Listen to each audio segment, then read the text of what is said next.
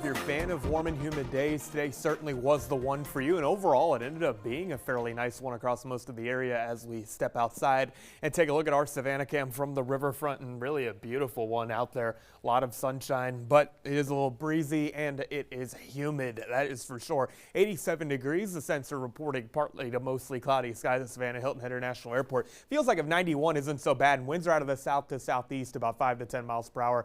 That's generally going to continue. Some spots winds are more out of the east, say Hilton Head. That's for you.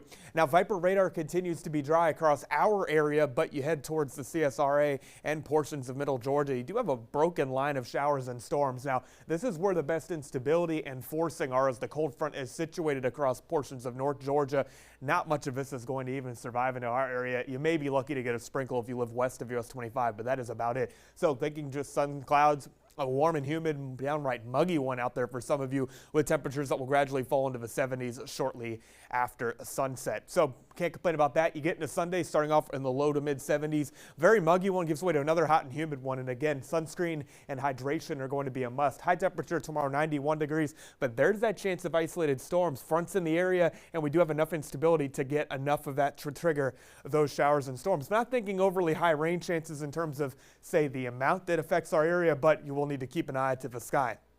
A developing area of low pressure off the west coast of Florida, couple that with a trough of low pressure offshore. That's going to bring moisture in ahead of this frontal boundary that's moving across the region, but it is already starting to slow down, and that's going to continue to be the trend with it. But behind that is much more mild air. Birmingham, 79 degrees. Some of this is rain-cooled air, of course, but 70s across portions of Tennessee. That eventually makes its way down to our area. A lot of these spots, again, over 15 degrees cooler than this time yesterday, so we do have that to look forward to. Of course, tonight, another warm and muggy one. We do have cloud cover in the area, but not a ton in the way of it. May find a sprinkle out the door tomorrow, but not thinking too much, especially if you're west of I-95, of course. Do start to find those showers and storms firing up again. More so pulsing showers and storms may get a bit more in the way of activity than the 30% chances if these storms fire up and then start sending rain cool air off of one another. But you get the theme. May find a localized flooding in areas that drain poorly, but not thinking an overall washout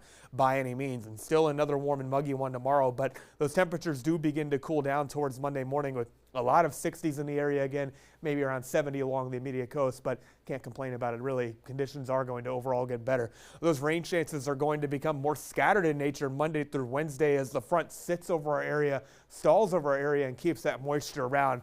But good news is at least the tropics are quiet for our intents and purposes. Invest 91L is the only game in town, and it is starting to really fall apart. Remnant circulation there with no thunderstorm activity. I suspect this won't even make it to the Caribbean as anything more than an increase in rain chances for the Leeward Islands. Tonight, temperatures are going to get down into the low to mid 70s, a fairly muggy one out there. We get into your Sunday, though, a bit hotter, and you do have the chance for a few showers and storms for the afternoon. Our local waters will feature northeast winds of 5 to 10 knots, but overall fairly pleasant conditions. 2-foot seas in the area on the beach, 2-foot breakers as well. No rip current risk to speak of. We get into the extended forecast, though. We do get a rainy start to the week, Kaylee, and then the temperatures, though, do become much milder with cool mornings and, dare I say, a fall-like feel again.